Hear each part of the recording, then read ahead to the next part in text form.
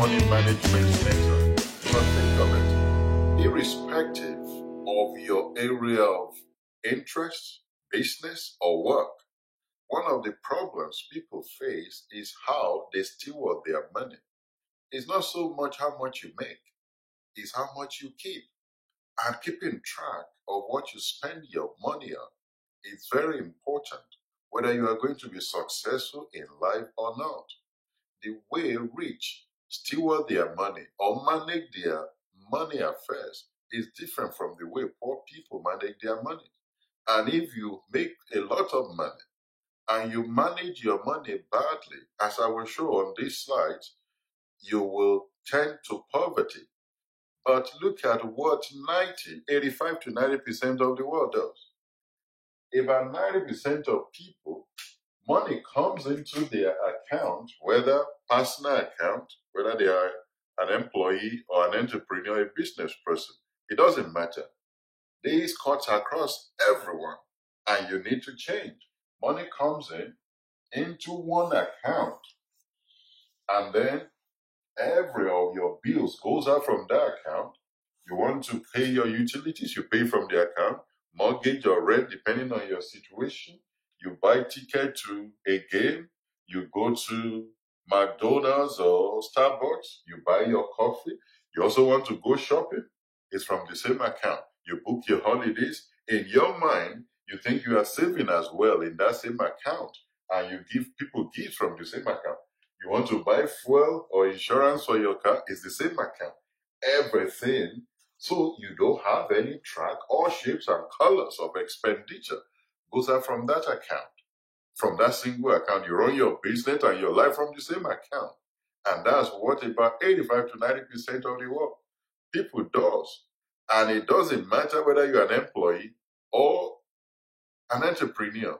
A lot of people still do this, even in business. They don't keep record of their business separate from their life. They just run everything together.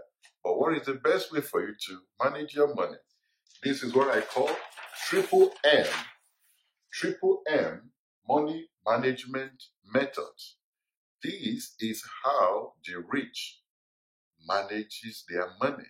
You need to put things in segments. You cannot run everything together. These triple M money management methods will help you to simplify the way you manage your money and to have a system that helps you to track and to be able to plan for your future. So, is this management method is about 6 accounts that you need to create. In some parts of the world, you have one main account, which is your current account, and you can open sub-accounts underneath it, where you can name after this account I'll be sharing with you. If this is not possible in your reality, you can as well get piggy bank, 6 of them, and use it to model this. Just label them. It will serve the same purpose. It's the discipline and the effort behind it that really count. It's not a question of location. So 6 different accounts. The first account is what you call your general bills account.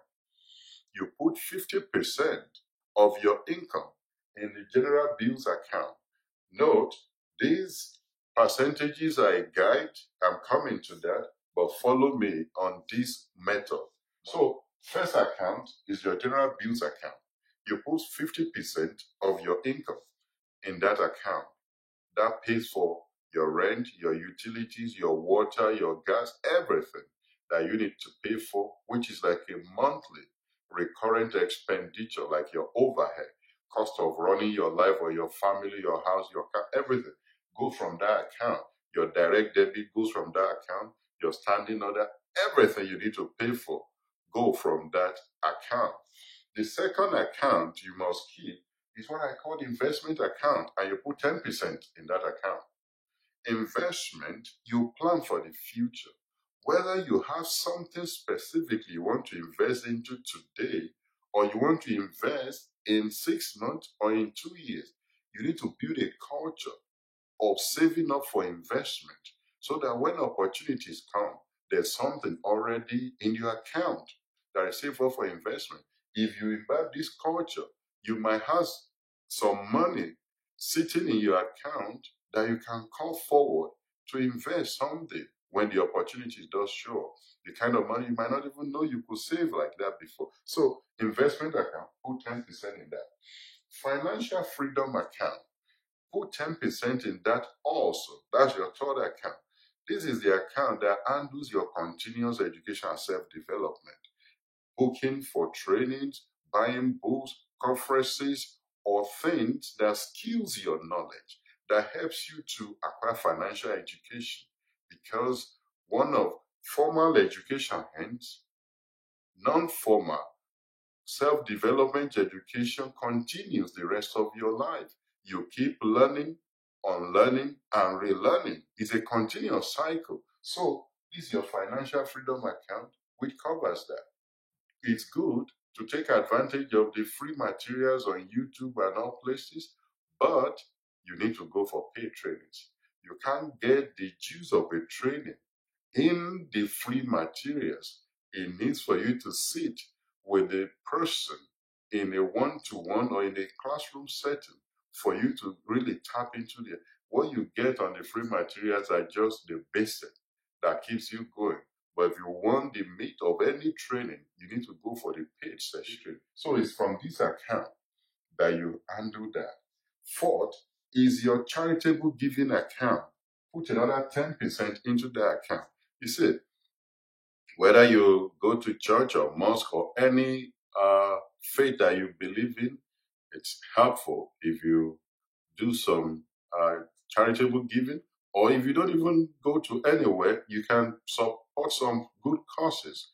It gives your life meaning anyway. So put 10% in your charitable giving. Put it towards a good cause. Fifth account is what I call play and fun account. You see, this account is very important in that a lot of people work, but they don't reward themselves. But the mistake they make is they keep working, on a continuous basis. And when they feel they get overwhelmed, they just go on a spending spree without control, with loose spending. But if you have this play fun account, this is what you use for your evening out, dinner out with your family and friends. You want to go for a treat, you want to go for a shopping, you want to get a bag that is not planned. This what is in your play fun account is what helps you to deal with that. Play fun account is also what you use for your coffee breaks and all of those little expenses that can be high sometimes. But whatever is in your play fun account is what you use for your reward system. Last but not the least is what I call your long-term to short-term savings account. This account is what deals with shortfalls in any of the other accounts. Your holidays can be drawn from this account as well. And if any of these accounts is having a shortfall, you might be able to lean on your savings account. For benefit of clarification, this account does not take this order of preference. I just arranged it the way I wanted. These percentages, for some of you, you might think 50% is not enough to pay all your utilities and bills. It's a guide. For you, it might be 60%, it might be 70% for some people. Whatever the percentage is, you need to adjust these percentages accordingly. What is important is to start this culture of setting your accounts to know what pays for what. You can track what you are spending your money on. Say, for example, charitable giving. Some people give more than what their wallet can actually accommodate. You can be very generous in your heart, but your wallet or your pocket income cannot cope with your style of giving. So be sure to be within what you can actually afford to give.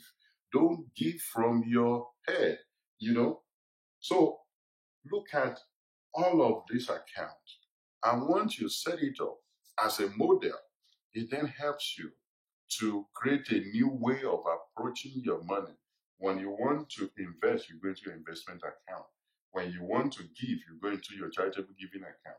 When you're going for a training, you go into your financial freedom account. I hope you will change your approach to managing your money and apply this money management method. If this is useful for you, please share it with your friends and loved ones. And on this side, you will see a sign of subscribe, with which you can subscribe to this channel. Please subscribe. We would like to hear your comments, and we'll see you on the next episode. Thank you.